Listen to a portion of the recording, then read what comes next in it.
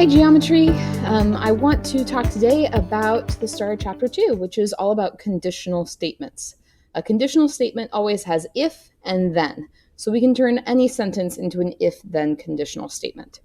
So our essential question today is, how do I write conditional statements in my super sloppy handwriting? Sorry. A logical statement, anything that has logic in it, has two parts, It's the hypothesis and the conclusion. The hypothesis is always the if. Okay, it's an if-then form, so the if is the hypothesis. I know you guys know that from science, for example. And the then is the conclusion. What would happen, right? The conclusion. So we want to, we know that we can say that these things are either true or false, or sometimes true and sometimes false. So for example, we can take a statement, and right now we have the you are warm if it is summer, and we can write it in if-then form. So if it is summer is our hypothesis. It's got the if right there. So I'm going to write that first. If it is summer, then comma.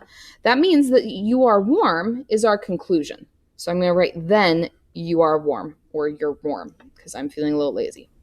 I changed this one up a little bit. So, because it was raining and my dog did get smelly. So we have all dogs are smelly in fall. Well, I'm going to take this and say, if it is fall, then all dogs are smelly. Then all dogs are smelly. All right, because, they get wet and wet dog smells just gross. So we know what conditional statements are. If, then. Negation. How do we negate them? What does it even mean? Negation is when we are talking about the opposite of the statement. Okay, negation of the statement is the opposite. So we use the word not, for example. So in this case, when we negate something, if we negate you are warm, for example, it would be you are not warm. You are not warm. So we want to use that not in our negation. So we're just going to practice negation a little bit here. So we have the negation for the ball is green. That would be the ball is not green. I don't know exactly what color it is, but I know it's not green. That's the negation of it. It's completely the opposite. The ball could be red, it could be blue, it could be yellow. It's not green, however. That's the opposite of the ball is green. So try this one. The car is not blue. Well, in this case, when we negate a negative, it turns into a positive, right? Remember back in algebra or pre-algebra when we learned negative times negative is a positive? So the same thing. English teachers would tell you, well, we can't say not. That's awful English. I assume I'm not very good at English. So we would want to say, in this case, the negation of the car is not blue is the opposite meaning would be the car is blue. The car is blue. The inverse comes next, all right? So the inverse is formed by the negation or negating both the hypothesis and the conclusion, okay? So the inverse is when we change both of them to nots.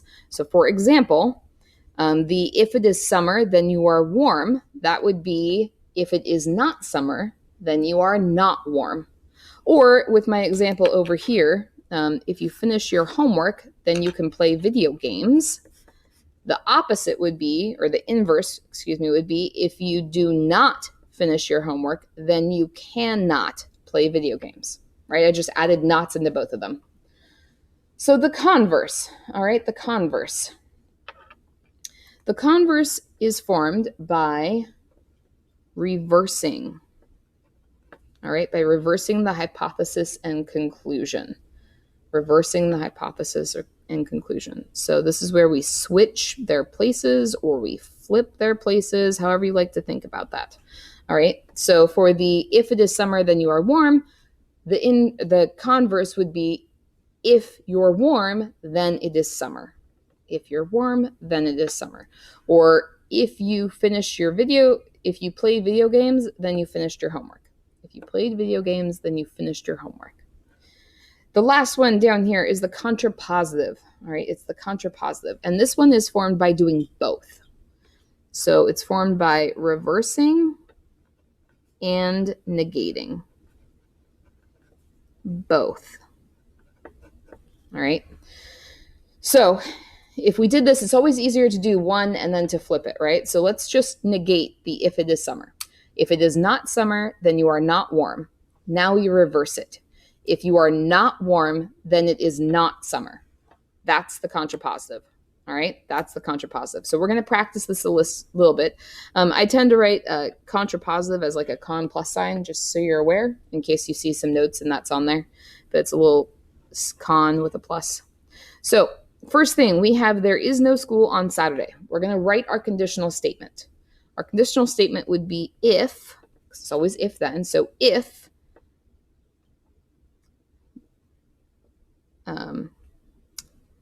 the day is Saturday,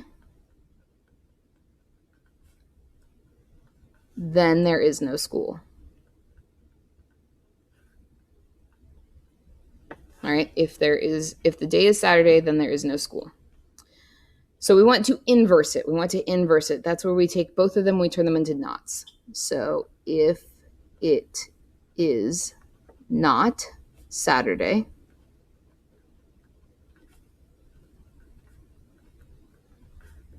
then there is school, then there is school. Because we had a no here, the opposite of a no is a yes, right? So then there is school. So the converse, we're reversing, right? We're switching them. So we start with this and we just switch the places. So instead of if it's Saturday, it's going to be if there is no school. So if no school, then it is Saturday. And then the last one is actually on my other page because it printed weird. That's not it. It's this one. There we go. So the contrapositive. That's where we're doing both. So I'm just going to pick one of the ones I started with. I'm going to go with inverse. So if it is not Saturday, then there is school. I'm going to reverse it now because it's already been negated, so now we reverse it. So that means if there is school,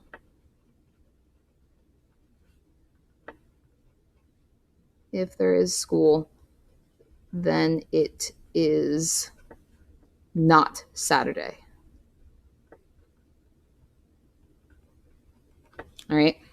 So I want you to try it with the all cats are cute. Remember, put it into if, then we're going to go over that in just a second.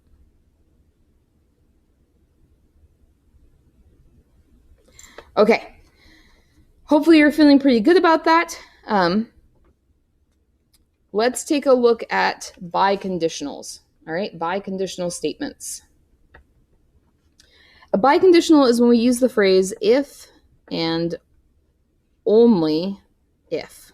All right, if and only if. Sometimes you'll see it written as this IFF. If and only if is what that stands for. It can be written when both the conditional statement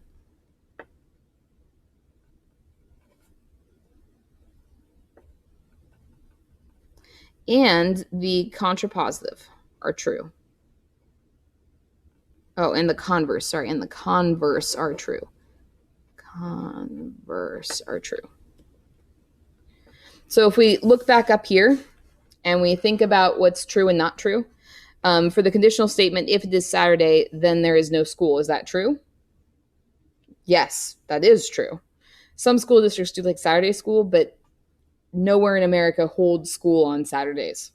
You know what I mean? Inverse, if it is not Saturday, then there is school. Well, is there a day of the week where it's not Saturday, but there is school? Yeah, there are, right? So if it is not Saturday, then there is school. Sunday would preclude that because Sunday we don't go to school. Some churches do school, but that's totally different, right? We're not talking about like school. So converse, if there is no school, then it is Saturday. So are there days where you happen to not have school, but it is also not Saturday? Yes, in fact, we have Columbus Day coming up and you guys don't go to school, or Thanksgiving, that's on a Thursday, or Christmas, which is many different days. So there are times when that's not true. And then the contrapositive, if there is school, then it is not Saturday. So if we are going to school, if we are in school, then it's not Saturday. Is that true? Yes, that's definitely true. So we can think about these statements as to whether they are true or not, right? True or false.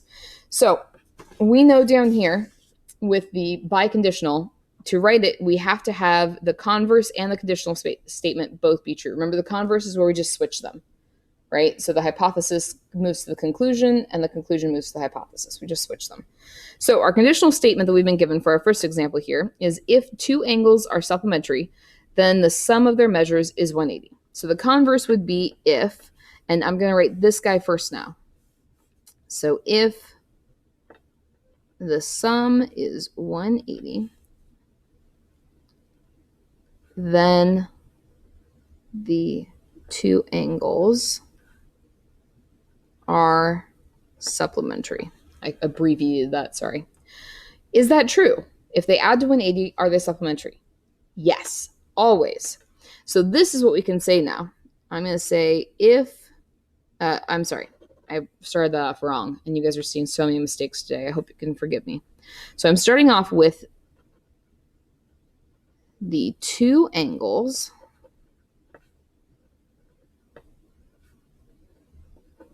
are supplementary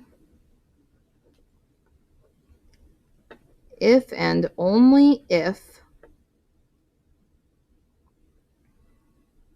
their sum is 180.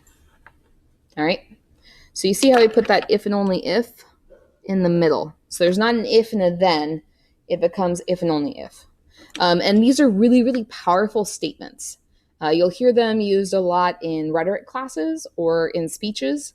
You know, we can only get out of the pandemic if and only if we all wear masks, for example. I'm not saying that that is true. I'm just saying that that is something you might have heard. I want you to try down here. All right, try down here. If I wear my snow boots, then it snowed. Write the converse, then see if you can write the biconditional. In fact, just practice writing the biconditional, even if the converse isn't necessarily true. All right, if you are struggling with any of this, please shoot me an email. I am happy to help you. All right, I am happy to help you.